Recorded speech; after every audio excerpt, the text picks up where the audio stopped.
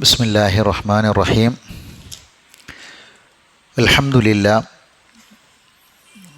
അൽഹംദുലില്ലാഹി റബ്ബിൽ ആലമീൻ.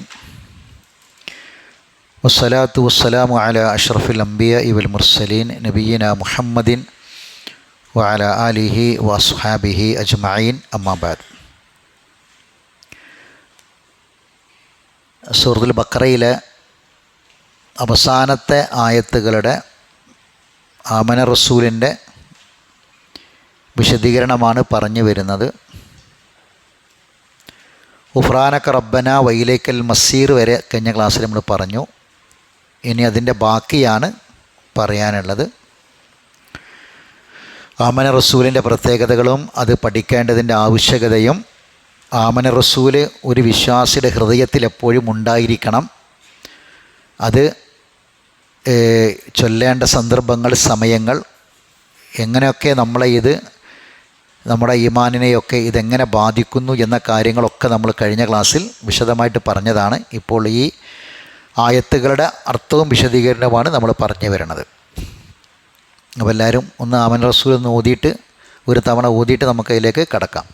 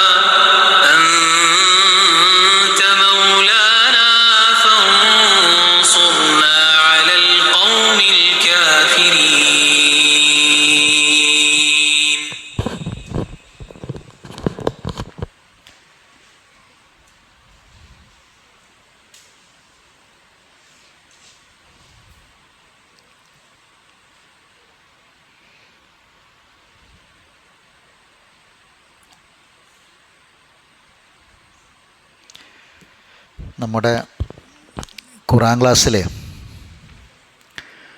ക്ലാസ്സിൻ്റെ തുടക്കത്തിൽ നമ്മുടെ ക്ലാസ്സിൽ സജീവമായി ഖുർആൻ ക്ലാസ്സിൽ വന്നിരുന്ന ഒരു വ്യക്തിയാണ് UP ഇബ്രാഹിം.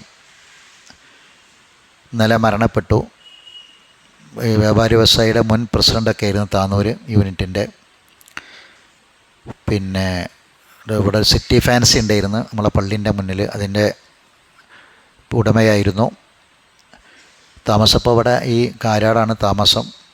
കുറേ കാലമായിട്ട് സുഖമില്ലാതെ കിടപ്പിലായിരുന്നു. ചെറുപ്പക്കാരനാണ്, കൂടുതൽ പ്രായമൊന്നുമില്ല. 40-45-50 വയസ്സിൻ്റെയൊക്കെ ഇടയിലേ ഉണ്ടാവുള്ളൂ. പെട്ടെന്ന് സ്ട്രോക്ക് വന്ന് തീരെ സുഖമില്ലാതെ ശരീരമാകെ ചുരുങ്ങി വളരെ പ്രയാസകരമായൊരവസ്ഥയിലായിരുന്നു. കുറേ കാലമായിട്ട് ചികിത്സയിലായിരുന്നു. ഇപ്പം ഇന്നലെ മരണപ്പെട്ടു. ഇൻഷാ അല്ലാഹ് ഇന്ന് 10 മണിക്ക് ജനാസയാണ്. അപ്പോൾ നമ്മുടെ ഖുർആൻ ക്ലാസ്സിൽ ആദ്യകാലത്ത് സ്ഥിരമായി വരികയും വളരെ താല്പര്യത്തോടെ സജീവമായി ഖുർആൻ ക്ലാസ്സിൽ വരിക മാത്രമല്ല അതിൻ്റെ എല്ലാ കാര്യങ്ങളിലും ഇടപെട്ടിരുന്ന ഒരാളാണ്. പിന്നീട് ഉണ്ടായ നമ്മുടെ സംഘടനാപരമായ പ്രയാസങ്ങളും ബുദ്ധിമുട്ടുകളും അങ്ങനെയൊക്കെ ആയി പല കാരണങ്ങൾ കൊണ്ട് അങ്ങനെ അകന്നു പോയവരാണ്. അങ്ങനെ പോയ കുറേ ആൾക്കാരുണ്ട്. അവർക്കൊക്കെ അള്ളാഹു തആല സത്യം ബോധ്യപ്പെടുത്തി കൊടുക്കട്ടെ. അവർക്കൊക്കെ അള്ളാഹിൻ്റെ ഖുർആനിലെ തണലിലേക്ക് വരാനുള്ള തൗഫീഖ് അള്ളാഹു പ്രദാനം ചെയ്യട്ടെ, പ്രാർത്ഥിക്കുകയാണ്. അപ്പോൾ നമ്മുടെ ഈ സഹോദരൻ വളരെയധികം, ഞാനിവിടെ ഹുദയിൽ ഖത്തീബായിരുന്ന കാലത്തൊക്കെ വളരെയധികം വ്യക്തിബന്ധം ഉണ്ടായിരുന്നൊരു വ്യക്തിയാണ്. അള്ളാഹു സുബ്ഹാനഹു വ തആല അദ്ദേഹത്തിന് മഗ്ഫിറത്തും മർഹമത്തും പ്രദാനം ചെയ്യട്ടെ. അദ്ദേഹത്തിൻ്റെ ഖബർ അള്ളാഹു വിശാലമാക്കി കൊടുക്കട്ടെ.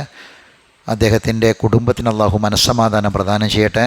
അദ്ദേഹത്തിൻ്റെ എല്ലാ ഹസനാത്തുകളും നന്മകളും അള്ളാഹു കബൂൽ ചെയ്യുമാറാവട്ടെ. അദ്ദേഹത്തെ നമ്മയും അള്ളാഹു ജന്നാത്തുൽ ഫിർദൗസിൽ ഒരുമിച്ച് കൂട്ടുമാറാവട്ടെ. ഖുർആൻ പഠിതാവായിരുന്നു ഒരു കാലത്ത്. അള്ളാഹു തആല അതിൻ്റെ എല്ലാ നിലക്കുമുള്ള ഗുണവും ദറജയും നൽകി അള്ളാഹു അനുഗ്രഹിക്കുമാറാവട്ടെ. ലാ യുകല്ലിഫുല്ലാഹു നഫ്സൻ ഇല്ലാ വുസ്അഹ. നമ്മൾ കഴിഞ്ഞ ക്ലാസ്സിൽ പറഞ്ഞ ആ ഭാഗം, അതിൻ്റെ ആയത്തുകളെല്ലാവരും മനസ്സിൽ ഓർമ്മയിൽ വേണം.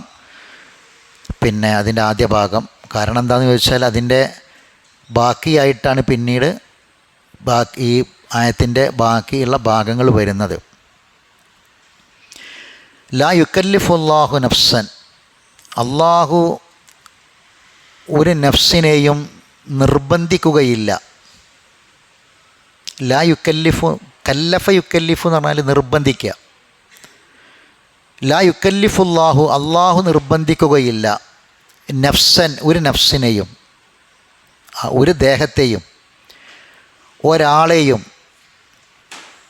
ഇല്ലാ വുസ്അഹ, ആ വ്യക്തിക്ക് അല്ലെങ്കിൽ ആ ദേഹത്തിന് കഴിയുന്നതല്ലാത്ത യാതൊന്നും.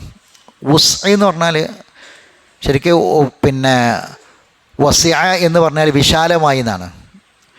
വുസ് എന്ന് പറഞ്ഞാൽ വിശാലമായതെന്ന് പറഞ്ഞാൽ അയാളുടെ കഴിവിൽപ്പെട്ടത്, അതാണ് വുസ്, സാധ്യമായത്. ഓരോ വ്യക്തിക്കും ആ വ്യക്തിക്ക് സാധ്യമാകുന്നതല്ലാതെ അയാൾക്ക് നിർബന്ധമില്ല, അയാളെ അല്ലാഹു തആല നിർബന്ധിക്കുകയില്ല. ലഹാമ കസബത്ത്, ആ വ്യക്തിക്കുണ്ട്. മാ കസബത്ത്, അവൻ എന്താണോ സമ്പാദിച്ചത് അത് അവനുണ്ട്. മാ യാതൊന്ന് കസബത്ത്, ആ ദേഹം സമ്പാദിച്ചു. അതായത് അവൻ സമ്പാദിച്ചത് എന്താണോ അത് അവന് ഉള്ളത് തന്നെയാണ്. ഓ അലൈഹ മക്തസബത്ത്, ഓരോരുത്തരും പ്രവർത്തിച്ചതിൻ്റെ ദുഷ്ഫലവും അവരുടെ മേൽ തന്നെയാണ്. ഒന്ന് അലൈഹ എന്നാണ്, മനസ്സിലായ? ലഹാമ കസബത്ത് വ അലൈഹ മക്തസബത്ത്. അല എന്ന് പറയുമ്പം എതിരിലാണ് വരിക, എതിരിൽ പ്രവർത്തിക്കുക എന്നർത്ഥം കിട്ടുക. ഒരാൾ അവൻ ചെയ്തതിൻ്റെ എല്ലാ ഗുണങ്ങളും, നന്മ ചെയ്തതൊക്കെ അവന് തന്നെയായിരിക്കും. അവന് എതിരിൽ ചെയ്ത കാര്യങ്ങൾ, അവനെതിരിൽ ചെയ്യുക എന്ന് പറഞ്ഞാൽ ചെയ്ത തിന്മകൾ, അതും അവൻ്റെ മേലുണ്ടാകും. അതിൻ്റെ ദോഷങ്ങളും അവനെ ബാധിക്കും. അതാണ് വ അലൈഹ മക്തസബത്ത് എന്ന് പറഞ്ഞാൽ. ഇപ്പം ഇവിടെ രണ്ട് ഭാഗമാണ്. ഒന്ന് ലാ യുകല്ലിഫുല്ലാഹു നഫ്സൻ ഇല്ലാ വുസ്അഹ. അപ്പം പരിശുദ്ധ ഖുർആനിൽ 5 സ്ഥലത്ത് ഈ ലാ യുകല്ലിഫുല്ലാഹു നഫ്സൻ ഇല്ലാ വുസ്അഹ വിശദീകരിക്കുന്നുണ്ട്. ആ 5 സ്ഥലം നമ്മൾ പരിശോധിക്കുമ്പോൾ എന്താണ് അവിടെ ഉദ്ദേശിച്ചത് എന്ന് നമുക്ക് കിട്ടും. ഒന്നാമതായി, അള്ളാഹു കൽപ്പിച്ച മതപരമായ ഒരു കാര്യങ്ങളും ഒരു വ്യക്തിക്ക് ചെയ്യാൻ പറ്റാത്തതായില്ല. മനസ്സിലായില്ലേ? ഇപ്പം ഒരാൾ വിചാരിക്കുകയാണ്, ഇപ്പോൾ നോമ്പ് കുറച്ചൊരു പ്രയാസമല്ലേ, നോമ്പ് ഒരാൾക്ക് ചിലപ്പോൾ ചെയ്യാൻ പറ്റാത്ത വിധം അയാൾക്ക് പ്രയാസപ്പെട്ട സംഗതിയല്ലേ. 2 കാര്യം അവിടെ കാണാം. ഒന്ന്, ഒരിക്കലും നോമ്പ് ഒരാളുടെ ശരീരത്തിന് ഒരിക്കലും ദോഷം ചെയ്യൂല. ശരീരത്തിന് എന്തേ ചെയ്യുള്ളൂ? ഗുണമേ ചെയ്യുള്ളൂ. പിന്നെ കുറച്ച് വിശപ്പും ഒരാൾ രാവിലെ മുതൽ നോമ്പ് നോറ്റ് മഗ്‌രിബ് വരെ നോമ്പ് നിൽക്കുന്ന ഒരാൾ ഒരിക്കലും അതുകൊണ്ട് മരിച്ചു പോകുന്നില്ല. അങ്ങനെ നോമ്പ് വെച്ചിട്ട് ഒരാൾ റമദാൻ മാസം നോമ്പ് വെച്ചിട്ട് ഇന്നേ വരെ ഒരാളും മരിച്ചിട്ടില്ല നോമ്പ് വെച്ചുകൊണ്ട്. പിന്നെ ദാഹം, വിശപ്പ് കുറച്ച് അത് അനുഭവിക്കുമ്പോൾ കുറച്ച് ത്യാഗം ഉണ്ടാകും, കുറച്ച് ബുദ്ധിമുട്ടുണ്ടാകും. അതിലൂടെ ഒരു ക്ഷമ അവനെ പരിശീലിപ്പിക്കുകയാണ്. ഒരു 12 മണിക്കൂറൊക്കെ പട്ടിണി കിടക്കുമ്പോൾ, ഉപവാസം അനുഷ്ഠിക്കുമ്പോൾ അതിനനുസരിച്ചിട്ട് എന്താ ഉണ്ടാവുക? ഈ പിന്നെ അവൻ്റെ ശരീരത്തിന് ഗുണം കിട്ടും. പിന്നെ ഒരു വിശ്വാസി ഈ ഉപവാസം എന്ന് പറഞ്ഞാൽ ശരിക്കും വാക്കിൻ്റെ അർത്ഥം എന്താ? ഉപവസിക്കുക പറഞ്ഞാൽ, ഉപവസിക്കുക എന്ന് പറഞ്ഞാൽ ശരിക്കും ആ മലയാള വാക്കിൻ്റെ അർത്ഥം എന്താ? അതിൻ്റെ പിന്നെ സാങ്കേതികമായ അർത്ഥം, ഭാഷാപരമായ അർത്ഥം എന്താ ഉപവസിക്കുക എന്ന് പറഞ്ഞാൽ? ഉപവാസം അല്ലല്ലോ. വസിക്കുക പറഞ്ഞാൽ എന്താ? വസിക്കുക, താമസിക്കുക. വസിക്കുക പറഞ്ഞാൽ കൂടെ അല്ലേ? ഉപ എന്ന് പറഞ്ഞാൽ കൂടെ, ഉപവസിക്കുക പറഞ്ഞാൽ കൂടെ താമസിക്കുന്നത്. ഈ ആരാണ് ഈ കൂടെ താമസിക്കണമെന്ന് അറിയോ? ഉപവസിക്കുക പറഞ്ഞാൽ അള്ളയാണ്, അള്ളാൻ്റെ കൂടെ എന്നാ ഉപവാസം എന്ന് പറഞ്ഞാൽ അതാണ്. ഉപ എന്ന് പറഞ്ഞാൽ കൂടെ എന്നാണ് മലയാളത്തിൽ. ഉപവസിക്കുക പറഞ്ഞാൽ കൂടെ വസിക്കുക എന്നാ. ഒരാൾ നോമ്പ് ഒരുക്കുമ്പം അയാൾ അള്ളാഹുവിൻ്റെ കൂടെയാണ് അത് ആ വ്യക്തിയുടെ വാസം എന്ന് പറഞ്ഞാൽ അതാണല്ലോ നോമ്പ് എനിക്കുള്ളതാണ്, അതിന് പ്രതിഫലം നൽകുന്നത് ഞാനെന്നൊക്കെ പറയാനുള്ള കാരണം എന്നാണ്. അപ്പം അള്ളാഹുവിൻ്റെ കൂടെ ഇപ്പോൾ കുറച്ച് ഉപവാസം എല്ലാ മതങ്ങളിലുണ്ട്. ഇപ്പോൾ ദൈവത്തിൻ്റെ കൂടെ വസിക്കുക എന്നാണ് അവർ പറയുക. അത് അത്രയും കാരണം അതുകൊണ്ടാണ് ഈ കാര്യപ്പെട്ട എല്ലാ ആരാധനകളുടെയും കൂടെ എന്തുണ്ടാകും? ഒരു ഉപവാസം ഉണ്ടാവും. എല്ലാ മതങ്ങളിലുള്ള കാര്യമായ ആരാധനകളുടെ കൂട്ടത്തിലൊക്കെ ഒരു ഉപവസിച്ചിട്ടാണ് എന്ത് ചെയ്യുക? ആ ആരാധന ചെയ്യുക. അപ്പം ഇനി അയാൾ രോഗിയാണെങ്കിൽ പ്രയാസമില്ല, അയാൾ വേറൊരു ദിവസം നോറ്റാൽ മതി. ഇനി അയാൾക്ക് വേറെ ദിവസം നോൽക്കാൻ പറ്റാത്ത വിധ രോഗിയാണെങ്കിൽ അയാൾ എന്ത് ചെയ്താൽ മതി? അതിന് പകരം അയാൾ മുദ്ദ് കൊടുത്താൽ മതി. ആ മുദ്ദ് കൊടുക്കലും അയാൾക്ക് പ്രയാസമില്ല. കാരണം അയാൾ തിന്നുന്ന ഒരു നേരത്തെ ഭക്ഷണം എന്താണോ അതിനനുസരിച്ച് കൊടുത്താൽ മതി. ഒരു പാവപ്പെട്ടവന് വളരെ ഒരു നോമ്പിന് മുദ്ദ് എങ്ങനെ കൊടുക്കുക, എത്ര റുപ്യ കൊടുക്കുക, എത്ര ഇതാ കൊടുക്കേണ്ടതെന്നൊക്കെ പല ആൾക്കാരും ചോദിക്കണേക്കാം. അപ്പം മുദ്ദ് എന്ന് പറയുന്നത് ഒരാൾ അയാളുടെ ഒരു നേരത്തെ ഭക്ഷണമാണ്, മനസ്സിലല്ലേ? അപ്പോൾ അതാർക്കും കൊടുക്കുക. അപ്പോൾ വളരെ പാവപ്പെട്ട ആൾ ഇങ്ങനെ മുദ്ദ് കൊടുക്കുക എന്ന് ചോദിക്കണ്ട. കാരണം വളരെ പാവപ്പെട്ട ആൾ ഒരു നേരം 3 നേരം ആൾ കഞ്ഞ കുടിക്കാതിരിച്ചോളി. അപ്പോൾ ഒരു കഞ്ഞി കുടിക്കണമെങ്കിൽ കഞ്ഞി ഒരു 5 രൂപയാണ് അതിനൊരു കണക്കാക്കണതെങ്കിൽ ഒരു 10 രൂപയാണ് അയാൾ എന്തെടുത്താൽ മതി? അത് കൊടുത്താൽ മതി. ഒരു നേരത്തെ ഭക്ഷണത്തിന് 1000, 2000, 5000 ഒക്കെ ചിലവാക്കുന്ന ഒരാളുണ്ടാവും വിചാരിക്കുക, വലിയൊരു ധനികൻ. അപ്പോൾ അയാൾ എന്ത് ചെയ്യണം? അയാൾ 5 രൂപ കൊടുത്താൽ മതിയാവില്ല. അയാളൊരു നോമ്പിന് മുദ്ദ് അയാളുടെ ഒരു നേരത്തെ ഭക്ഷണത്തിൻ്റെ കൊടുക്കേണ്ടി വരും. അപ്പം അങ്ങനെ നിയമങ്ങൾ എല്ലാം ലളിതമാണ്. മതത്തിൻ്റെ ഒരു നിയമം, നിസ്കാരം പോയി അടങ്ങാറാ അല്ലല്ലോ, അല്ല നിൽക്കാൻ കഴിയാത്തവന് ഇരിക്കാൻ കഴിയുന്ന എല്ലാ ആനുകൂല്യങ്ങളും കൊടുത്തിട്ട്. അപ്പം ഇത് മാത്രമല്ല കേട്ടോ. നമ്മൾ സാധാരണ ലാ യുക്കല്ലിഫുല്ലാഹു നഫ്സൻ ഇല്ലാ വുസ്അഹ എന്ന് പറയുമ്പം സാധാരണ നമ്മൾ മനസ്സിലാക്കിയത് എന്താണ്? ഇങ്ങനെയുള്ള കുറേ കാര്യങ്ങളാണ് അല്ലേ? മതപരമായ ഇങ്ങനെയുള്ള അനുഷ്ഠാനങ്ങളിൽ ഒരിക്കലും അള്ളാഹു ഒരാൾക്കും ഒരു പ്രയാസവും ഉണ്ടാക്കിയിട്ടില്ല. എങ്കിൽ അത് മാത്രമല്ല, മനസ്സിലായില്ലേ? ഇനി ഇതിന് ശേഷം വരാൻ പോകുന്ന ആയത്തുമായിട്ട് ഇതിനെ ബന്ധിപ്പിക്കുമ്പോൾ ഒരു സംഗതി വരുന്നുണ്ട്. പഠിച്ചോനെ, എനിക്ക് പറ്റാത്തതൊന്നും എനിക്ക് സഹിക്കാൻ കഴിയാത്തതൊന്നും എൻ്റെ മേൽ നീ വഹിപ്പിക്കല്ല പഠിച്ചോനെന്ന് വരുന്നുണ്ട്. അതിലേക്കൊന്ന് ചേർത്ത് നോക്കി. ലാ യുക്കല്ലിഫുല്ലാഹു നഫ്സൻ ഇല്ലാ വുസ്അഹ എന്ന് എന്തായിരിക്കും? ഇപ്പോൾ ഓരോ വ്യക്തികൾക്കും അല്ലാഹു തആല നൽകുന്ന കാര്യങ്ങൾ അല്ലെങ്കിൽ ആ വ്യക്തിയുടെ ജീവിതത്തിൽ ഉണ്ടാകുന്ന കാര്യങ്ങളൊക്കെയും പലരുടെയും വ്യത്യസ്തമായിരിക്കും. അപ്പം ഈ ഓരോ ആളുകൾക്കും അല്ലാഹു തആല ആ വ്യക്തിക്ക് താങ്ങാൻ പറ്റാത്തത് അയാൾക്ക് നൽകാതെ താങ്ങാൻ പറ്റണത് അയാൾക്ക് എന്ത് ചെയ്യുള്ളൂ? നൽകുള്ളൂ. മനസ്സിലായില്ലേ? പിന്നെ അതിനപ്പുറം വരുമ്പം എന്താണ്? ഒരു വലിയ പരീക്ഷണത്തിലൂടെ അയാൾക്ക് അതിൻ്റെ ഗുണം കിട്ടും ചെയ്യും. അതിനപ്പുറം വരുമ്പം അതല്ല, നല്ല ശരീരം ആരോഗ്യമൊക്കെ ഉള്ള ഒരാൾക്ക് അല്ലാഹു തആല കൊടുക്കുന്ന ഒരു അസുഖം അല്ലെങ്കിൽ അയാൾക്ക് കൊടുക്കുന്ന ഒരു ബുദ്ധിമുട്ട് വളരെ തീരെ ആരോഗ്യമില്ലാത്ത അങ്ങനെയുള്ള ഒരാൾക്ക് കൊടുക്കുന്നതും തമ്മിൽ വ്യത്യാസം ഉണ്ടാവും. അല്ലാഹു തന്നെ ഇനി ചിലതൊക്കെ അങ്ങനെ വരും. ആ വരുന്നത് തന്നെ എന്തായിരിക്കും?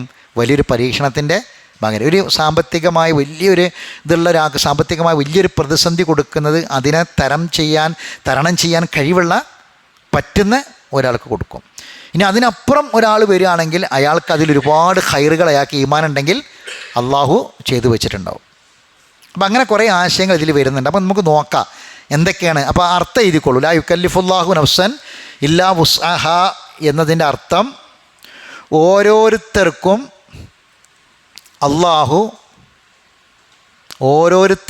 അള്ളാഹു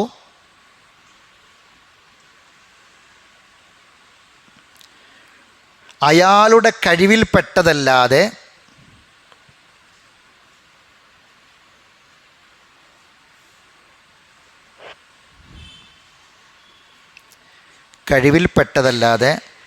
ചെയ്യാൻ നിർബന്ധിക്കുകയില്ല.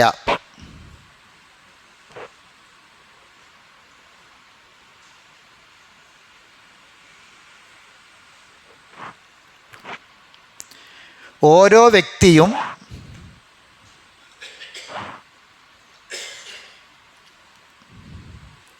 സമ്പാദിച്ചതിൻ്റെ സൽഫലം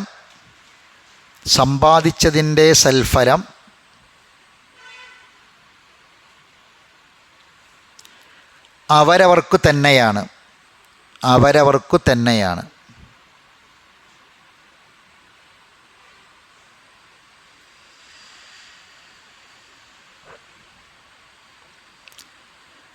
പ്രവർത്തിച്ചതിൻ്റെ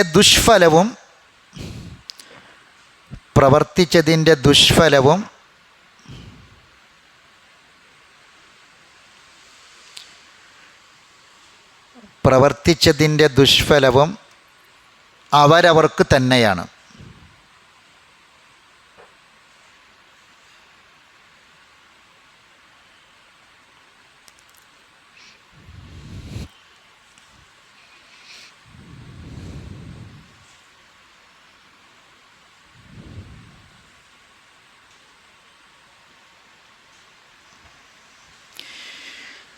അപ്പോൾ ഇനി ഇവിടെ ശ്രദ്ധിക്കുക. ലാ യുക്കല്ലിഫുല്ലാഹു നഫ്സൻ ഇല്ലാ വുസ്അഹ എന്ന് നമ്മൾ ഇടയ്ക്കിടയ്ക്ക് പറയുന്നൊരു സംഗതിയാണ്. നമ്മളൊക്കെ സംസാരങ്ങളൊക്കെ വരുന്ന ഒരു സംഗതിയാണ്. ഒരാൾക്കും ചെയ്യാൻ പറ്റാത്തതൊന്നും അല്ലാഹ് കൽപ്പിക്കണില്ല എന്ന് പറയും. ഇതിനെ ഖുർആനിലെ 5 ആയത്തുകൾ കൊണ്ടുള്ള വിശദീകരിക്കുന്നുണ്ട്. ഈ 5 സ്ഥലങ്ങൾ നമ്മൾ പരിശോധിച്ചാൽ നമ്മൾ ഇടയ്ക്കിത് പറയേണ്ടി വരുന്ന അല്ലെങ്കിൽ നമ്മൾ മനസ്സിലാക്കി വെക്കേണ്ട ചില പ്രധാനപ്പെട്ട സബ്ജക്റ്റുകൾ ഇതിൽ വരുന്നുണ്ട്, ചില വിഷയങ്ങൾ. ആ വിഷയങ്ങളിൽ ഇത് പ്രത്യേകം ബാധകമാണ്. അതിൽ ഒന്നാമത്തേത് സൂറത്ത് അൽ-ബഖറയിൽ തന്നെ 233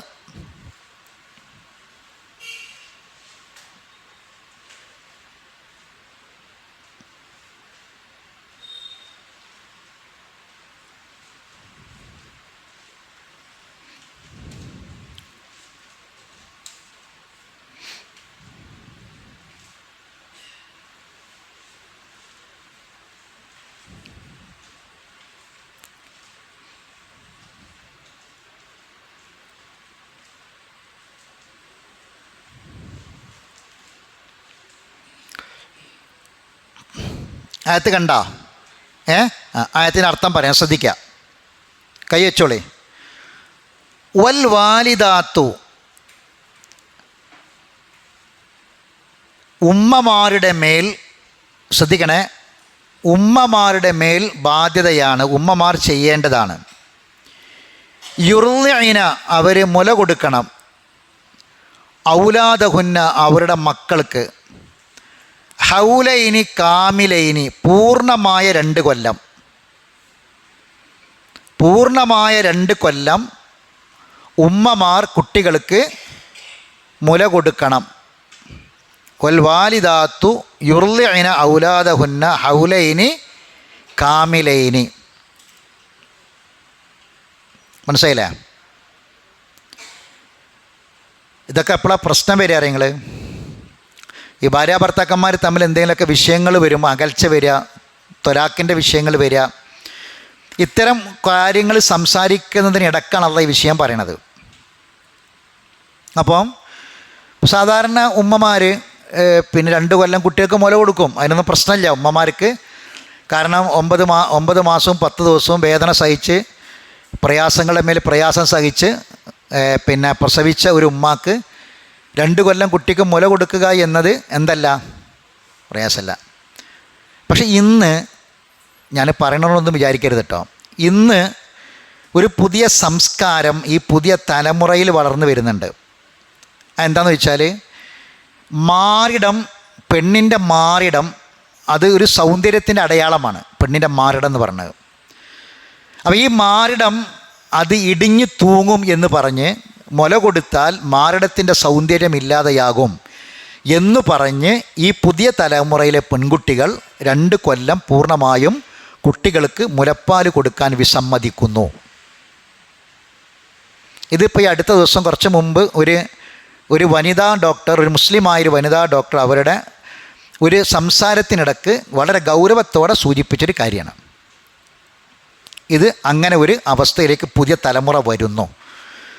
ഇപ്പോൾ 2 കൊല്ലമൊക്കെ കുട്ടിക്ക് മുല കൊടുത്തിങ്ങനെ നടക്കാമെന്ന് പറഞ്ഞ് വരുന്ന തലമുറയിൽ ഇപ്പം പെണ്ണുങ്ങൾ എന്ന് പറഞ്ഞാൽ പിന്നെ സൗന്ദര്യവർദ്ധക വസ്തുക്കൾ സോഷ്യൽ മീഡിയ ഇത്രയും പ്രചാരത്തിലായതിനു ശേഷം ഇപ്പോൾ നിങ്ങൾ നോക്കേണ്ട ഇതിന് ശേഷം ഉണ്ടായ തലമുറയിൽ പെൺകുട്ടികളൊക്കെ ഇപ്പോഴത്തെ ഈ 8, 9, 10, 11, 12 ക്ലാസ്സിലൊക്കെ പഠിക്കുന്ന കുട്ടികൾ സാധാരണയുള്ള കുട്ടികളല്ല, മുസ്ലിം കുട്ടികൾ തന്നെ പുറത്തിറങ്ങുമ്പം പൊട്ടിയിട്ട് അതിൻ്റെ മേലെ പെയിൻ്റ് അടിച്ച് ചുണ്ടുമേലൊരു സാധനം തേച്ച്, ഇനിയിപ്പോൾ അതല്ലെങ്കിൽ കളറല്ലെങ്കിലും ചുണ്ടിന് ഒരു എന്താ പറയുക, ഒരു നനവ് കിട്ടണൊരു സാധനമുണ്ട്. ചുണ്ടിങ്ങനെ നനഞ്ഞ് നിൽക്കണം. ചുവപ്പും പിന്നെ മറ്റേ റോസ് കളറൊക്കെ കൊടുക്കുന്നതിന് പകരം ചുണ്ട് ഒരു സാധനം ഇങ്ങനെ വരുത്തിയിട്ടേ നടക്കുള്ളൂ എപ്പോഴും. അതിന് ഭക്ഷണം കഴിച്ചാൽ വെള്ളം കുടിച്ചാൽ പിന്നെ ആ സാധനം ഒന്ന് എടുത്ത് വരുത്തും ബാഗിൽ. ഇങ്ങനെ ഒരു അങ്ങനെ നോക്കി നടക്കണ ഒരു തലമുറ ഇപ്പം ഇങ്ങനെ വളർന്നു വരുന്നുണ്ട്. എത്രമാത്രം ഇതിലൊക്കെ ആരാ മുന്നിൽ നിന്ന് അറിയങ്ങൾ? ആരാ? നമ്മളെ കൗമ. ഇപ്പം ഇന്നലൊക്കെ നിങ്ങൾ ആലോചിച്ചേക്ക്, ഇന്നലൊക്കെ നമ്മളെ നാട്ടിലെ ഈ സ്കൂളുകളെ കേന്ദ്രീകരിച്ച് നടന്ന ഈ ഓണാഘോഷ പരിപാടികളും മറ്റൊക്കെ ഉണ്ടല്ലോ, പല പ്രോഗ്രാമുകളുണ്ടായിരുന്നു. അപ്പോൾ അതിലൊക്കെ ഈ ധാവണി ഉടുത്തും പിന്നെ ഈ നല്ല പിന്നെ സ്കൂൾ യൂണിഫോം ധരിച്ച് അതിൻ്റെ മേലൊരു കോട്ടക്കെട്ട്, ഒരു മഫ്തക്കെട്ട്, സാധാരണ സ്കൂളിൽ പോണ പെൺകുട്ടികളൊക്കെ ഇന്നലെ എങ്ങനെ പോയത്?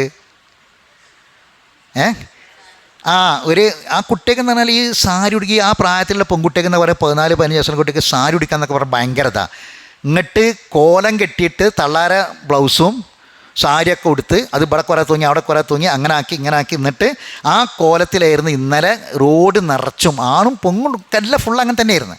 ഇന്നലെ വെള്ളിയാഴ്ച ജുമാക്ക് തന്നെ പല ആൾക്കാരും പല കുട്ടികളും പോയിട്ടില്ല. ഇന്നലെ 12:30 മണിക്ക് 12:45 പല സ്കൂളുകളിലും സദ്യ വിളമ്പലും കാര്യങ്ങളൊക്കെ ആയിരുന്നു. വെള്ളിയാഴ്ച ജുമാക്ക് വരെ പോയിട്ടില്ല പലരും. ഇപ്പോൾ ഈ വളർന്നു വരുന്ന തലമുറയിൽ അങ്ങനെ ഒരു അവസ്ഥ ഉണ്ട്. അപ്പോൾ പെൺകുട്ടികൾക്ക്, ഗർഭിണികളായ പെൺകുട്ടികൾക്ക് നിർബന്ധമായും നമ്മൾ പകർന്നു നൽകേണ്ട മതപരമായ കാര്യമാണെന്ത്?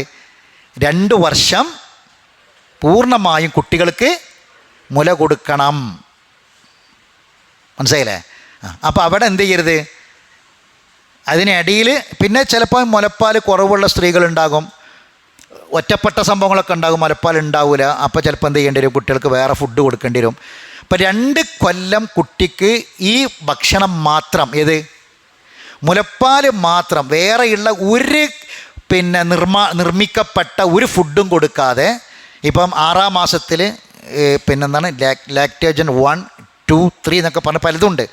അപ്പോൾ ഇതൊക്കെ നല്ല ഇഷ്ടംപോലെ മുലപ്പാലുള്ള ഉമ്മാർ വരെ എന്താണ്, ഇപ്പോൾ ചിലക്കൊക്കെ മുലപ്പാൽ കൂടിയിട്ട് ചിലതൊക്കെ സ്ത്രീകൾക്ക് വേദന സഹിക്കാൻ കഴിയാഞ്ഞിട്ട് പലതും മുലപ്പാൽ ഒഴിവാക്കലാണ്. അങ്ങനെയുള്ള കേസുകൾ കേട്ടിട്ടുണ്ട്. ഇത് അങ്ങനെ വരെ ഉണ്ടായിട്ടും എന്ത് ചെയ്യും? ഈ സാധനങ്ങൾ കൊടുക്കാഞ്ഞാൽ ഒരു പ്രസ്റ്റീജ് ഇഷ്യൂ ആയിട്ട് മാറുകയാണ്. ഇതൊക്കെ ഒരു ഫോർമാലിറ്റിൻ്റെ ഭാഗമായിട്ട് പോണതൊക്കെ. ഇതൊന്നും മതോ ദീനോ കുട്ടിൻ്റെ ആരോഗ്യം ഉമ്മാൻ്റെ ആരോഗ്യം എന്നല്ല നോക്കുക. ആൾക്കാർ വരണോലെന്നെ പൊട്ടിക്ക് 6 മാസമായിട്ടും ലാക്ടേജൻ കൊടുക്കണില്ല പറഞ്ഞാൽ നമ്മൾ അതൊരു മോശമാണോ, ഒരു സ്റ്റാറ്റസിന് അതൊരു പ്രശ്നമാണോ? ഇതൊക്കെയാണ് പലരുടെ മനസ്സിൻ്റെ ഉള്ളിലുള്ളത്. അപ്പോൾ നമ്മൾ വളരെയധികം ശ്രദ്ധിക്കണം. പൂർണ്ണമായും എന്ത് ചെയ്യണം? മുലപ്പാൽ തന്നെ കുട്ടിക്ക് കൊടുക്കാൻ വേണ്ടി ശ്രമിക്കണം.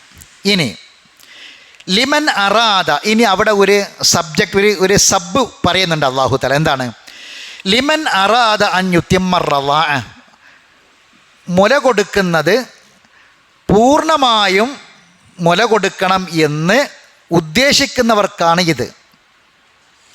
ലിമൻ അറാദ, ഉദ്ദേശിക്കുന്ന ആളുകൾക്ക്, ആ യുത്തിമ്മ റളാഅ, മുല കൊടുക്കൽ പൂർത്തിയാക്കണം, പൂർണ്ണമാക്കണം എന്ന് ഉദ്ദേശിക്കുന്ന ആളുകൾക്കാണ് ഈ നിയമം ബാധകം. എന്ന് പറഞ്ഞാൽ അതിൻ്റെ അർത്ഥം എന്താ? ഇപ്പം ചിലപ്പം പിന്നെ ഒരു കുട്ടിക്കൊരു 9 മാസം അല്ലെങ്കിൽ 6 മാസം ഒക്കെ ആയപ്പോഴേക്ക് എന്നെ വീണ്ടും പെണ്ണ് ഗർഭിണിയായി, അങ്ങനത്തെ പ്രശ്നങ്ങൾ വരും. അപ്പോൾ എന്ത് ചെയ്യാൻ കഴിയില്ല? കൊടുക്കാൻ പറ്റില്ല. അപ്പോൾ ആണുങ്ങളൊന്ന് വെയിറ്റ് ചെയ്യുക. ആണുങ്ങൾ ഈ കുട്ടിക്ക് 2 കൊല്ലം മുല കൊടുക്കാനുള്ള സമയം ഉമ്മാർക്ക് എന്ത് ചെയ്യണം? കൊടുക്കണം. അതും കൂടി ഇതിൻ്റെ കൂട്ടത്തിലൊന്ന് പഠിക്കുക നമ്മൾ. മനസ്സിലായില്ലേ പറഞ്ഞത്? ഇനി ചിലപ്പോൾ എന്ത് ചെയ്യും, ചിലപ്പോൾ കൺട്രോളൊക്കെ പോവും. ചിലപ്പം അങ്ങനെ നമ്മൾ വിചാരിച്ചമായിരുന്നല്ല, പടച്ചോൻ തരണതല്ലേ, ചിലപ്പോൾ അങ്ങനെ വന്നു. അപ്പോൾ എന്ത് ചെയ്യാം? അപ്പോൾ അതിൻ്റെ പേരിൽ ഒരു ഉമ്മാക്ക് എന്ത് വേണ്ട? പടച്ചോൻ എൻ്റെ കുട്ടിക്ക് 2 കൊല്ലം മുല കൊടുത്ത് പൂർത്തിയാക്കാൻ കഴിഞ്ഞില്ലല്ലോ എന്ന ഒരു പ്രയാസം വേണം. ഇനി മറ്റൊന്ന്, ഈ ത്വലാഖുമായി ബന്ധപ്പെട്ട് വാപ്പയും ഉമ്മയും തമ്മിൽ പ്രശ്നമാണ്. ഇവിടെയാണ് ഇതൊക്കെ വരിക. വാപ്പയും ഉമ്മയും തമ്മിൽ പ്രശ്നമാണ്. ഇങ്ങനെ പിന്നെ ത്വലാഖിൻ്റെ വിഷയങ്ങളൊക്കെ വന്ന് നിൽക്കുകയാണ്. അപ്പം പിന്നെ പെണ്ണ് ഗർഭിണിയാണ്. അപ്പം ഏതുവരെ ത്വലാഖ് പാടില്ല? അതറിയല്ലോ. ആർത്തവത്തിൻ്റെ സമയത്ത് എന്ത് പാടില്ല? ത്വലാഖ് പാടില്ല. അപ്പോൾ ഇതൊക്കെ നമ്മൾ ശ്രദ്ധിക്കേണ്ട കാര്യമാണ്. ഇനി പിന്നെ അപ്പോൾ പെണ്ണിൻ്റെ ഇങ്ങനെ ബന്ധം പിരിയാൻ ത്വലാഖിൻ്റെ കയ്യിൽ എത്തുമ്പോൾ ഈ കുട്ടിൻ്റെ ഉത്തരവാദിത്തം ഈ വാപ്പാക്കാണോ ഉമ്മാക്കാണോ? ഇതൊക്കെ കോടതിയിൽ വരും. ഇസ്ലാമിക കോടതിയിൽ വിധി പറഞ്ഞ സാധനം ഏതാ? ഖുർആനാണ്. അപ്പോൾ ഇവിടെ കുട്ടിക്ക് മുല കൊടുക്കുക എന്നത് ആരുടെ ബാധ്യതയാണ്? ഉമ്മാൻ്റെ ബാധ്യതയാണ്. മനസ്സിലായി പറ, അത് ഉമ്മ ചെയ്തിരിക്കണം, ഉമ്മാൻ്റെ ബാധ്യതയാണ്. നിങ്ങളെ കുട്ടീനെ അതാ പിടിച്ചോളി, കൊണ്ടേക്കോളി, എങ്ങോട്ടാച്ചാൽ ഒന്ന് കൊണ്ടേക്കോളി എന്ന് പറഞ്ഞിട്ട് കുട്ടീനെ എനിക്ക് കുട്ടീനെ ഇപ്പം അങ്ങനെ വരണേ. പണ്ടൊക്കെ നമ്മൾ കേട്ടത് കുട്ടിക്ക് വേണ്ടി അവകാശവാദം ഉന്നയിച്ച് കോടതിയിൽ തർക്കിക്കുകയും കേസ് കൊടുക്കുകയും കുട്ടീനെ കിട്ടാൻ വേണ്ടിയിട്ട്. ഇപ്പോൾ ഈ അടുത്ത ദിവസം ഒരു ഉമ്മ കുട്ടീനെ തട്ടി കൊണ്ടേത് കേട്ടില്ലേ നിങ്ങൾ? ഒരു ഉമ്മ കുട്ടീനെ ഇപ്പോൾ ഈ കഴിഞ്ഞ ആഴ്ച വാപ്പാൻ്റെ കൂടെ പോയ കുട്ടീനെ ഒരു കാറിൽ വന്നൊരു സംഘം തട്ടിക്കൊണ്ടേ. അങ്ങനെ സോഷ്യൽ മീഡിയയിലൊക്കെ ആകെ വ്യാപകമായി. 6 വയസ്സായ ഒരു കുട്ടീനെ ആരാ അത് കൊണ്ടുപോയതൊന്നും അറിയില്ല. കുട്ടീനെ തട്ടിക്കൊണ്ടുപോയി. കുട്ടീനെ പിന്നെ വാപ്പാൻ്റെ കൂടെ പോയതാണ്. പെട്ടെന്നൊരു കാറ് വന്ന് അതിൽ കുറേ ഗുണ്ടകൾ ഇറങ്ങിക്കാണ്ട് കുട്ടീനെ തട്ടിക്കൊണ്ടുപോയി. അങ്ങനെ പരിശോധിച്ച് ഒരുപാട് സ്ഥലത്ത് അന്വേഷണങ്ങളും കാര്യങ്ങളൊക്കെ നടന്ന് അവസാനം കോയമ്പത്തൂർ എയർപോർട്ടിൽ നിന്നാണ് കിട്ടിയത്. അപ്പോൾ എന്താ വെച്ചാൽ ഈ കുട്ടീനെ ഉമ്മാൻ്റെ അടുത്തേക്ക് കയറ്റാൻ വേണ്ടിയിട്ടാണ് ഈ കുട്ടീനെ തട്ടിക്കൊണ്ടായത്. അങ്ങനത്തെ കേസുകളുണ്ട്. ഇതെന്താ പറയുക, ഈ കുടുംബ പ്രശ്നങ്ങൾ വരുമ്പം ഉണ്ടാകുന്ന എന്താണെന്ന് വെച്ചാൽ ഈ കുട്ടികളാണ് അനാഥാവുക. കുട്ടികളെ നോക്കാൻ ആരും ഉണ്ടാവില്ല. കുട്ടികൾക്കാണ് പ്രശ്നങ്ങൾ വരിക. ആ കുട്ടികൾ പിന്നീട് ഭയങ്കരമായ പ്രയാസമുണ്ടാക്കുന്ന പ്രശ്നക്കാരായ മക്കളായിട്ട് മാറും. അല്ലെങ്കിൽ ഈ പിന്നെ ഞാൻ കൊല്ലം സ്കൂളിൽ റിട്ടയർഡ് ആവുകയാണ്. എനിക്ക് 31 കൊല്ലത്തിൻ്റെ സർവീസിൽ 31 കൊല്ലമായി. 31 കൊല്ലത്തെ സർവീസിൽ ഒരുപാട് കുട്ടികൾ, പ്രശ്നക്കാരായ കുട്ടികളെ കാര്യങ്ങളിൽ ഇടപെട്ട് എൻ്റെ അനുഭവത്തിൽ ഞാൻ പറയണം. കാരണം ഈ 8, 9, 10 ക്ലാസ്സിൽ ഞാൻ പഠിപ്പിക്കുന്നത്, ഹൈസ്കൂളിലാണ്. അപ്പോൾ ഈ വലിയ പ്രശ്നക്കാരായ കുട്ടികളെ നമ്മൾ പരിശോധിച്ചാൽ അവരെ കൂടുതൽ കേസുകളൊക്കെ ഞാൻ തന്നെ സ്കൂളിൽ കൈകാര്യം ചെയ്യും. ഇങ്ങനെ ഡിസിപ്ലിനിൽ ബന്ധപ്പെട്ട കേസുകളൊക്കെ അധികം ഞാൻ കൈകാര്യം ചെയ്യാം. അപ്പോൾ ആ കുട്ടികളെ നമ്മൾ പഠിച്ചാൽ, കുട്ടികളെ നമ്മൾ പെട്ടെന്ന് എന്തെങ്കിലുമൊക്കെ കച്ചറ കളിക്കണ, ഉപദ്രവം ഉണ്ടാക്കണ, അപകടകരമായ കാര്യങ്ങളൊക്കെ ചെയ്യുന്ന കുട്ടികളൊക്കെ ചില കുട്ടികളൊക്കെ ഭയങ്കര അപകടങ്ങൾ ചെയ്യും. ഇപ്പോൾ ഈ എൻ്റെ കോമ്പസ് എന്ന് പറയുന്ന സാധനമുണ്ട്, 2 തരം കൂർപ്പുള്ള. അതുകൊണ്ടാണ്ട് എറിഞ്ഞിട്ട് അത് ഈ ഡെസ്ക് മേൽ പിടിപ്പിക്കാൻ വേണ്ടി നോക്കിയാൽ അത് തെറ്റിയിട്ട് ഒരു കുട്ടിൻ്റെ കണ്ണിൽ തട്ടിയ കണ്ണ് പൊട്ടും എന്നുള്ള കാര്യം ഉറപ്പാണ്. ഇവിടെ കോറിയിട്ടാണ്ട് പോയി. ഈ ചോദ്യം ചോദിക്കാൻ വേണ്ടി അധ്യാപകൻ ചോദ്യം ചോദിക്കുമ്പോൾ കുട്ടി നീച്ച് നിൽക്കും. അപ്പം ആ നീച്ച് നിൽക്കുന്ന എടുത്തുള്ളവൻ എന്ത് ചെയ്യും? പെൻസിലിങ്ങനെ പിടിച്ചു കൊടുക്കും താഴത്ത്. പെൻസിലിങ്ങനെ പിടിച്ചാൽ ഇരിക്കണേ പെൻസിലുമൊക്കെ കയറാം. അപകടകരമായ പലതും കുട്ടികൾ ചെയ്യും. അങ്ങനെയുള്ള കുട്ടികളെ, വളരെ ഡേഞ്ചർ കാര്യങ്ങൾ ചെയ്യുന്ന കുട്ടികളൊക്കെ നമ്മൾ വിളിച്ച് കാര്യങ്ങൾ അന്വേഷിക്കുമ്പം ഇവരെ മനസ്സ് കടുത്തു പോയിട്ടുണ്ടാവും.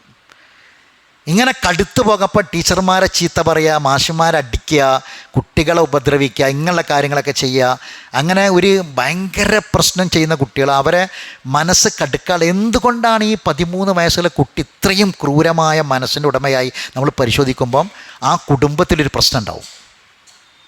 ആ കുടുംബത്തിലെ ഏറെയും വാപ്പയും ഉമ്മയും തെറ്റി നിൽക്കേക്കാരം. വാപ്പ വേറെ, ഉമ്മ വേറെ. ഇപ്പോൾ ഒരു കുട്ടി നാൾ പറഞ്ഞിട്ട് ആ കുട്ടി വല്യമ്മാനെ എടുക്കല, വാപ്പില്ല ഉമ്മില്ല. എന്താ? വാപ്പ ഉമ്മാനെ ഒഴിവാക്കി, വാപ്പ വേറെ പോയി കെട്ടി. കുറച്ച് കഴിഞ്ഞപ്പോൾ ഉമ്മാനെ വേറെ കെട്ടിച്ച്, വാപ്പയും പോയി ഉമ്മയും പോയി. ഈ കുട്ടി മാത്രം, കുട്ടിയും വല്യമ്മയും, വേറെ ആരുമില്ല. ഒരു കുട്ടിക്ക് വാപ്പില്ല ഉമ്മയില്ല, ആരുമില്ല, വല്യമ്മ മാത്രം. വല്യമ്മാനെ എടുക്കല കുട്ടിയുള്ളത്. ആ കുട്ടി ഒരു പരിക്കൻ ഹൃദയത്തിൻ്റെ ഉടമയായിട്ട് മാറുകയാണ്. ഈ അവസ്ഥയിലേക്ക് പോകും. അപ്പം ഇങ്ങനെ കുട്ടികളെ പറ്റി ചിന്തിക്കാതെ ഇപ്പം അങ്ങനത്തെ ഒരു തലമുറ വരാം. കുട്ടികളെ ഇട്ടിട്ട് 3 കുട്ടികളമ്മ ഓട്ടോറിക്ഷയിൽ വേറെ കൂടെ പോണ്, 4 കുട്ടികളമ്മ കല്ലുപ്പണിക്കാരൻ്റെ കൂടെ പോണ്. ഇങ്ങനെ വാർത്തകൾ ഇതൊന്നും ഒറ്റപ്പെട്ടതൊന്നുമല്ലല്ലോ, ധാരാളം വാർത്തകൾ നമ്മളിങ്ങനെ കേൾക്കുകയാണ്. ഇതൊക്കെ എവിടെയെങ്കിലും ഒറ്റപ്പെട്ടെന്ന് വിചാരിക്കേണ്ട. ഇതൊക്കെ നാളെയും മറ്റന്നാളും നമുക്കും നമ്മളെ വീട്ടിലും കുടുംബത്തിനും ഒക്കെ വരാനുള്ള സംഭവമാണ്. അതൊക്കെ വളരെ ഗൗരവത്തോടെ കേൾക്കണം, ചിന്തിക്കേണ്ട കാര്യം. അപ്പം ഇത് അള്ളാഹു തആല പറഞ്ഞ കാര്യമാണ്. പിന്നെ ഈ ഒരു വിഷയത്തിൽ ഒരിക്കലും എന്ത് ചെയ്യാൻ പാടില്ല. അമ്മ ഇപ്പം ഒരു കുട്ടിനെ ഇപ്പോഴത്തെ തലമുറൻ്റെ ഈ പുതിയ തലമുറൻ്റെ ഒരു മനസ്സെന്ന് വെച്ചാൽ, നിങ്ങൾ ഇന്നെ ഒഴിവാക്കുകയാണെങ്കിൽ കുട്ടികളെയും കൊണ്ടുപോയിക്കൊള്ളേണ്ടി. നിങ്ങൾ ഇന്നെ ഒഴിവാക്കിയിട്ട് ഞാനിങ്ങനെ കുട്ടികളായിട്ട് ഇവിടെ ഇങ്ങനെ പെരിയിലിങ്ങനെ ചടഞ്ഞു കൂടുന്നു നിങ്ങൾ വിചാരിക്കണ്ട. നിങ്ങൾ പോകുമ്പോൾ എന്ത് ചെയ്തോളി, നിങ്ങളെ കുട്ടികളെ നിങ്ങൾ കൊണ്ടുപോയിക്കോളി. ഇപ്പോഴത്തെ അമ്മമാരങ്ങനെയാണ്. കാരണം അത് പറയും ചെയ്യും, പ്രോത്സാഹനം. കാരണം ഈ കുട്ടികളെ ബാധ്യത ഉണ്ടെങ്കിൽ ഇവിടെ ഇനി വേറെ ഒന്ന് കെട്ടിക്കണമെങ്കിൽ ഏറ്റെടുക്കാൻ ആൾ വരില്ല, ഈ കുട്ടികളുള്ളതുകൊണ്ട് വരില്ല. ഇപ്പോൾ കുട്ടികളെ വാപ്പാടത്തേക്ക് നിങ്ങൾ പോകുമ്പോൾ കുട്ടികളെയും കൊണ്ട് പോകണം എന്നുള്ള ഡിമാൻഡോട് കൂടിയിട്ടാണ്. അപ്പം അല്ലാഹു തആല ഖുർആനിൽ ഈ കാലഘട്ടത്തിലേക്കൊക്കെ എത്രമാത്രം പ്രസക്തമായ ആശയമാണ് അള്ളാഹ് പറഞ്ഞു നോക്കി നിങ്ങൾ. അപ്പം കുട്ടിക്ക് മുല കൊടുക്കൽ ആരെ ബാധ്യതയാണ്? ഉമ്മാൻ്റെ ബാധ്യതയാണ്. ഓ അലൽ മൗലൂദി, ഇനി വാപ്പാക്കൊരു ഉത്തരവാദിത്തമുണ്ട്. അതെന്താ? ഓ അലൽ മൗലൂദി റിസ്ഖുഹുന്ന വ കിസ്വത്തുഹുന്ന ബിൽ മഅറൂഫി, മര്യാദ അനുസരിച്ച് ഈ മുല കൊടുക്കുന്ന അമ്മക്ക് ഭക്ഷണവും വസ്ത്രവും നൽകണം. അത് പിതാവിൻ്റെ ബാധ്യതയാണ്. അലാന്നാട്ട, അലാന്ന് പറഞ്ഞാൽ ബാധ്യത എന്നാണ്. വ അലൽ മൗലൂദി ലഹു, വാപ്പയുടെ മേൽ ബാധ്യതയാണ് അല എന്ന് പറഞ്ഞാൽ അവിടെ. വ അലൽ മൗലൂദി, വാജിബുൻ അല എന്നാണ് ആ അലൻ്റെ അർത്ഥം. അപ്പം മര്യാദ അനുസരിച്ച് ഈ മുല കൊടുക്കുന്ന ഉമ്മാക്ക്, കുട്ടിൻ്റെ ഉമ്മാക്ക് ഭക്ഷണവും കൊടുക്കണം, വസ്ത്രവും കൊടുക്കണം. എന്തിൻ്റെ പേരിൽ? എത്ര മക്കളുണ്ട്? ഓൽക്കൊക്കെ മുല കൊടുത്തതിനുള്ള മര്യാദ കൊടുത്തണോ?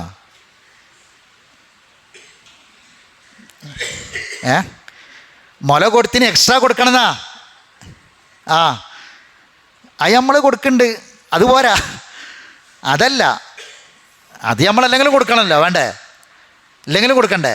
നമ്മളെ ഭാര്യ പ്രസവിക്കാത്ത ഭാര്യയാണെങ്കിലും കൊടുക്കണ്ടേ? ഇതെന്താണ്? മുല കൊടുത്തതിൻ്റെ പേരിൽ എക്സ്ട്രാ ചോദിച്ചോളണ്ടേ? കൊടുക്കണം. ബിൽ മാറൂഫ്, മര്യാദ അനുസരിച്ച് കൊടുക്കണം.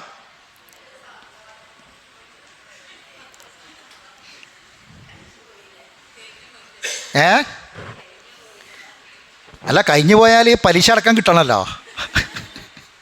ഇപ്പം പലിശൻ്റെ കാലമല്ലേ. കഴിഞ്ഞു പോയത് മുൻ പ്രാബല്യത്തോടു കൂടി, ഔട്ടൊക്കെ പേസ് നോക്കുന്നുണ്ട്, മുൻ പ്രാബല്യത്തോടു കൂടി കൊടുക്കണം. ഇത് അള്ളാൻ്റെ ഖുർആനാണ്. എങ്ങനെയാണ് ഈ ജീവിതത്തിൻ്റെ ബന്ധങ്ങൾ എങ്ങനെയാണ് എന്നതാണ് പറയണത്. മനസ്സിലായില്ലേ? ഇപ്പോഴത്തെ ആണുങ്ങൾ പുറത്തു പോയി നല്ലോണം ഫുഡ് കഴിക്കുക, പെണ്ണുങ്ങൾക്കൊന്നും. ഇപ്പോഴത്തെ ചെറുപ്പക്കാരുടെ അവസ്ഥ അതാണ്.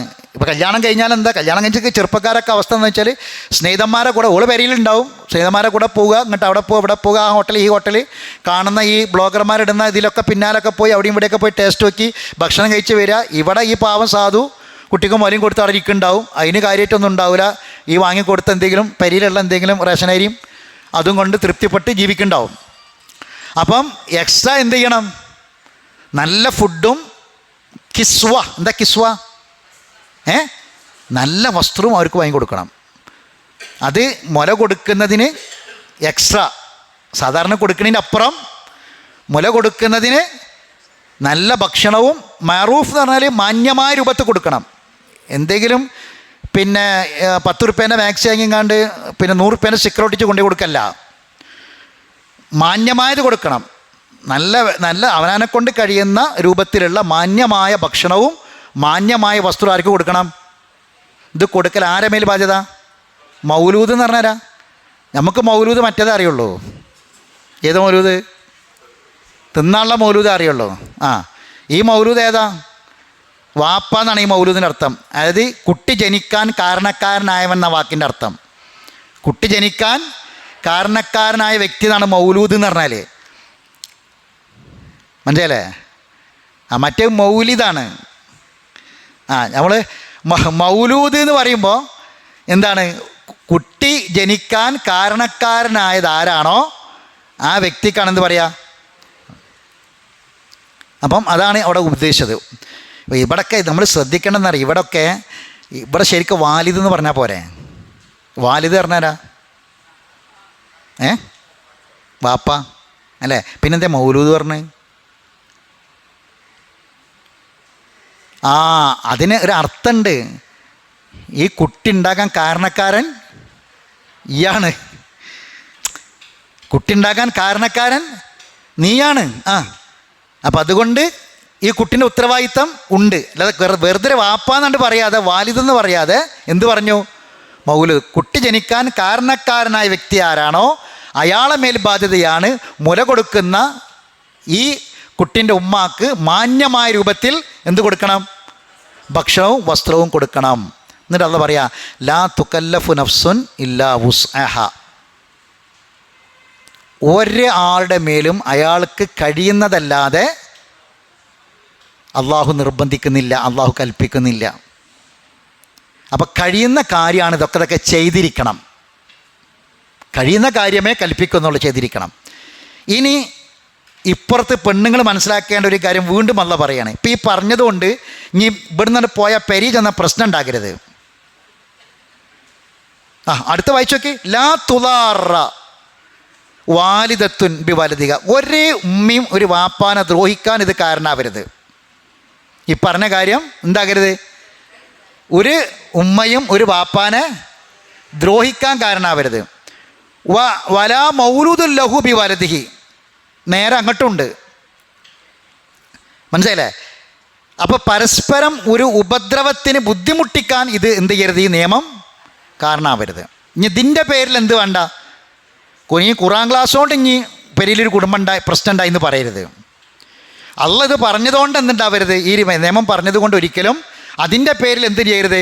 ഒരു വിഷമം, ഒരു പ്രയാസം ഉണ്ടാകാൻ പാടില്ല. അപ്പോൾ ഇതൊക്കെ എന്താണ്? ഇതൊക്കെ നമ്മൾ അറിഞ്ഞിരിക്കേണ്ട, മനസ്സിലാക്കിയിരിക്കേണ്ട, പരസ്പരം ഉൾക്കൊള്ളേണ്ട കാര്യമാണ്. അപ്പം പ്രസവിച്ച് കിടക്കുന്ന കുട്ടിക്ക് മുലപ്പാൽ കൊടുക്കുന്നൊരു ഉമ്മാക്ക് നിങ്ങൾ എന്തെങ്കിലുമൊക്കെ ഒരു ഗിഫ്റ്റ് ഇട്ട് പോവുക. മനസ്സിലായില്ലേ? ചെല്ലുമ്പം ഒരു നല്ല എന്തെങ്കിലും ഇഷ്ടപ്പെട്ട ഫ്രൂട്ട്സ്, വെറും ആ റേഷനറി മാത്രം ആകണ്ട അവിടെ ഉള്ളത്. അപ്പോൾ എന്ത് ചെയ്യുക? അവൾക്ക് ഇഷ്ടപ്പെട്ട എന്തെങ്കിലും പലഹാരങ്ങളുണ്ടാകും, നല്ല പഴവർഗ്ഗങ്ങളുണ്ടാവും, അതൊക്കെ കൊടുക്കും. അവൾക്ക് ഇഷ്ടപ്പെട്ട ഡ്രസ്സ് ഉണ്ടാകും. ഇതൊക്കെ ആ മുല കൊടുക്കുന്ന പ്രായത്തിൽ നമ്മൾ എന്ത് ചെയ്യുക? പോകുമ്പം ഇപ്പം നമ്മളെ നാട്ടിലൊക്കെ സാധാരണ ഇപ്പം ഈ പ്രസവം അധികം പെണ്ണിൻ്റെ പേരിലായിരിക്കും ഉണ്ടാവുക. അപ്പോൾ അവിടേക്കൊക്കെ പോകുമ്പം കുട്ടീനെ കാണാൻ വേണ്ടിയിട്ട് ഇടയ്ക്കിടയ്ക്ക് ഇങ്ങനെ പോകുമല്ലോ. പോകുമ്പോൾ എന്ത് ചെയ്യുക? ചെന്നുങ്ങാണ്ട് കുട്ടീനെ ഇങ്ങനെ എടുത്തുങ്ങാണ്ട് ഉമ്മ എടുത്ത് കുട്ടീനെ കളിപ്പിച്ച് ഉമ്മാൻ്റെ മെയിൻ ചെയ്യാതെ പോരും പലരും. എങ്ങനെ കുട്ടീനെ കളിപ്പിച്ച്, കാരണം അപ്പം അതുവരെ എന്താണെന്ന് വെച്ചാൽ അതുവരെ പ്രസവിക്കണത് വരെ ഓളോട് ഭയങ്കര ഇഷ്ടവും സ്നേഹവും, ഓളെ പള്ള തലയാടലും അത് ഇങ്ങനെ ഉഞ്ഞിങ്ങാണ്ട് പാട്ട് പാടലും ഒക്കെ ഉണ്ടാവും. പ്രസവിച്ചിങ്ങോട്ട് കഴിഞ്ഞാൽ പിന്നെന്തായി? ഓളൊരു മൂലക്കൽ കിടക്കുകയാണ്. ഇനി ഏതായാലും ഒരു 10-90 ദിവസം കഴിയാതെ അതുകൊണ്ടൊരു ഉപകാരമില്ല. അപ്പം എന്താ വെച്ചാൽ പിന്നെ കുട്ടിയാണ്. ഈ കുട്ടീനെ എടുത്തിട്ട് ഇങ്ങനെ എന്ത് ചെയ്യും? കുട്ടീനെ കളിപ്പിച്ച്, കുട്ടീനെ ഓമനിച്ച്, കുട്ടീനെ കുറേ നേരം കളിപ്പിച്ചിട്ട് ആ കുട്ടീനെ എടുത്തിക്കാണ്ട് ഇങ്ങോട്ട് പോരും.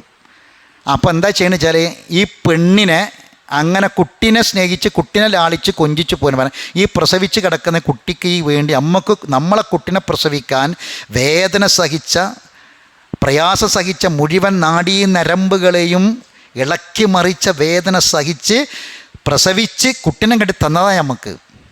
മനസ്സിലേ? അപ്പം ആ ഉമ്മ ഇനിയും 2 കൊല്ലം ഈ കുട്ടിക്ക് മുലപ്പാലും കൊടുക്കുകയാണ്. അപ്പോൾ ഒരുപാട് ആഗ്രഹങ്ങൾ, ജോലി, മറ്റുള്ള യാത്ര ഒക്കെ മുടങ്ങും ഈ കുട്ടിക്ക്. അപ്പോൾ ആ ഉമ്മാനെ എന്ത് ചെയ്യണം? ആ കുട്ടിക്ക് മുടക്കും ഉമ്മാക്ക് ഇടയ്ക്കിടയ്ക്ക് ഗിഫ്റ്റ് കൊടുക്കുക, നല്ല നല്ല സാധനങ്ങൾ വാങ്ങിക്കൊടുക്കുക, ഭക്ഷണം കൊടുക്കുക, നല്ല നല്ല വസ്ത്രങ്ങൾ വാങ്ങിക്കൊടുക്കുക. അങ്ങനെ എന്ത് ചെയ്യണം? ഇഷ്ടപ്പെടുത്തണം, തൃപ്തിപ്പെടുത്തണം. ഇനി തീർന്നിട്ടില്ല, അതിൻ്റെ ശേഷം ഇനിയും സംഗതി പറയുന്നുണ്ട്. അപ്പോൾ നമുക്കിപ്പോൾ ക്ലാസ്സിന് ടൈമായി. ഇനി ബാക്കിയുള്ള കാര്യങ്ങൾ ഇൻഷാ അല്ലാഹ് അടുത്ത ക്ലാസ്സിൽ വിശദീകരിക്കാം. ലാ യുക്കല്ലിഫുല്ലാഹു നഫ്സൻ ഇല്ലാ. എന്താണ് ഇതിൻ്റെ ചുരുക്കം നിറങ്ങൾ? കുടുംബം, കേട്ടോളി, കുടുംബം ഒരാൾക്കും ഭാരമാകൂല.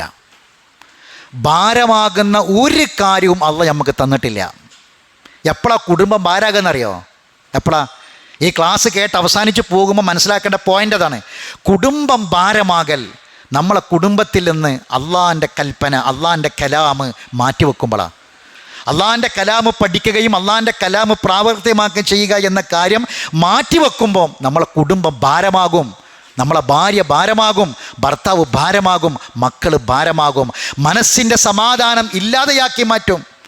അതേ സമയത്ത് അള്ളാഹിൻ്റെ ഖുർആൻ അനുസരിച്ച് നമ്മൾ ജീവിക്കുകയാണെങ്കിൽ, ആ ഖുർആൻ പഠിച്ച് ജീവിക്കുകയാണെങ്കിൽ, നിങ്ങൾ ആലോചിച്ച് നോക്കി, ഇതൊക്കെ നമ്മളെ ജീവിതത്തിൽ ചെറിയ ചെറിയ ചെറിയ കാര്യങ്ങളല്ലേ അല്ലേ? പ്രസവിക്കലും മുല കൊടുക്കലൊക്കെ, അത് എത്ര ഗൗരവത്തിലാണ് ഈ കാര്യം പറഞ്ഞത്, എത്ര ഗൗരവത്തിലാണ് ഈ വിഷയം പറഞ്ഞത്. ഇതൊക്കെ എന്തിനാ അറിയോ?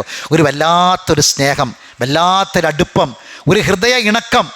അങ്ങനെ കട്ടിലിൽ പ്രസവിച്ച് കിടക്കുന്ന ഒരു പെണ്ണിനെ മുലപ്പാൽ മടിയിൽ വെച്ച് കുട്ടിക്ക് മുലപ്പാൽ കൊടുത്തിരിക്കുന്ന ഒരു പെണ്ണിനെ നമ്മൾ ചെന്ന്, ആണുങ്ങൾ ചെന്ന് ഒന്ന് ചേർത്ത് പിടിച്ച് നെറുകയിലൊരു മുത്തം കൊടുത്ത് അവൾക്ക് ഇഷ്ടപ്പെട്ടൊരു ഗിഫ്റ്റ് കൊടുക്കുമ്പം ആ പെണ്ണിന് നമ്മളോടുണ്ടാകുന്ന സ്നേഹമുണ്ട്, വല്ലാത്തൊരടുപ്പുണ്ട്, എല്ലാ വേദനകളും അവൾ മറക്കും അല്ലേ? അപ്പോൾ കുടുംബം സമാധാനത്തിൻ്റെ കുടുംബമാകും, സന്തോഷത്തിൻ്റെ കുടുംബമാകും. അള്ളാഹു തആല നമുക്ക് പ്രയാസം ഉണ്ടാക്കുന്ന ഒന്നും കൽപ്പിച്ചിട്ടില്ല. അള്ളാഹു നമുക്ക് പ്രയാസം ഉണ്ടാക്കുന്ന ഒന്നും കൽപ്പിച്ചിട്ടില്ല. ലാ യുകല്ലിഫുല്ലാഹു നഫ്സൻ ഇല്ലാ വസ്അഹാ. ഇൻഷാ അല്ലാഹ് അത് അനുഭവിക്കുന്നവരായി ജീവിച്ചു മരിക്കാൻ അള്ളാഹു നമുക്ക് തൗഫീക്ക് പ്രദാനം ചെയ്യട്ടെ. ഈ ഖുർആനും ഇതിൻ്റെ പഠനവും ജീവിതത്തിൽ അനുഭവിക്കാനുള്ളത് ഇതിൻ്റെ വെളിച്ചം അള്ളാഹു നമ്മെ സഹായിക്കുമാറാവട്ടെ. അറിവില്ലായ്മ കൊണ്ട് വന്നു പോയ തെറ്റുകുറ്റങ്ങൾ അള്ളാഹു വിട്ടുപുറത്ത് മാഫാക്കി തരട്ടെ. മരണപ്പെട്ടവർക്ക് അള്ളാഹു മഗ്ഫിറത്തും റഹ്മത്തും പ്രദാനം ചെയ്യട്ടെ. ഒരു ബർസഖിയായ ജീവിതം അള്ളാഹു ധന്യമാക്കി കൊടുക്കട്ടെ. രോഗികളായ ഒരുപാട് ആളുകളുണ്ട് നമ്മളെ കൂട്ടത്തിൽ, അള്ളാഹു രോഗശമനം പ്രദാനം ചെയ്യട്ടെ, ആരോഗ്യം ആഫിയത്തും പ്രദാനം ചെയ്യട്ടെ. അള്ളാഹു സുബ്ഹാനഹു വ തആല നമ്മളെ മക്കളെ സ്വാലിഹായ മക്കളാക്കി തീർക്കട്ടെ. ഭാര്യ ഭർത്താക്കന്മാർക്കിടയിൽ അള്ളാഹു ഇണക്കവും ഐക്യവും യോജിപ്പും സ്നേഹവും സന്തോഷവും പ്രദാനം ചെയ്യട്ടെ. റബ്ബനാ തഖബ്ബൽ മിന്നാ ഇന്നക അന്ത സമീഉൽ അലീം വതുബ് അലൈനാ ഇന്നക അന്ത തവ്വാബുർ റഹീം വആഖിറു ദഅവാനാ അനിൽ ഹംദുലില്ലാഹി റബ്ബിൽ ആലമീൻ സുബ്ഹാനകല്ലാഹുമ്മ ബിഹംദിക അഷ്ഹദു അല്ലാ ഇലാഹ ഇല്ലാ അൻത അസ്തഗ്ഫിറുക വഅതൂബു ഇലൈക്. ഇൻഷാ അല്ലാഹ് നാളത്തെ ക്ലാസ് ഇവിടെ നടക്കും. എല്ലാ ഞായറാഴ്ചയും മഗ്‌രിബിന് ശേഷം ഒരു മജ്‌ലിസുൽ ഇൽമ് നമ്മളെ സദസ്സിൽ സംഘടിപ്പിക്കുന്നുണ്ട്. അപ്പം പരമാവധി എല്ലാവരും അതിൽ പങ്കെടുക്കാൻ ശ്രമിക്കുക. മറ്റൊരു കാര്യം, പിന്നെ ആരൊക്കെയോ എന്നോട് നിങ്ങൾ ഇനി ഉംറക്ക് പോകുന്നുണ്ടെങ്കിൽ പറയണമെന്ന് പറഞ്ഞിരുന്നു, എൻ്റെ കൂടെ ഉംറക്ക് വരാൻ വേണ്ടിയിട്ട്. ആരാ പറഞ്ഞതെന്ന് എനിക്ക് ഓർമ്മയില്ല. അപ്പോൾ അതുകൊണ്ട് ആരെങ്കിലും ഉദ്ദേശിക്കുന്നവർ ഇൻഷാ അല്ലാഹ് ഒക്ടോബർ മാസം ആദ്യത്തിൽ ഞാൻ ഉംറക്ക് പോകുന്നുണ്ട് ഇൻഷാ അല്ലാഹ്. അപ്പോൾ ആരെങ്കിലും പോരാൻ ആഗ്രഹിക്കുന്നുണ്ടെങ്കിൽ അടുത്ത മാസമാണ്, പെട്ടെന്ന് ഞാനുമായിട്ട് എൻ്റെ ഫോണിൽ ബന്ധപ്പെടുക, ആരെങ്കിലും ആഗ്രഹിക്കുന്നുണ്ടെങ്കിൽ ഇൻഷാ അല്ലാഹ്. അള്ളാഹു തൗഫീഖ് പ്രദാനം ചെയ്യട്ടെ. അസ്സലാമു അലൈക്കും.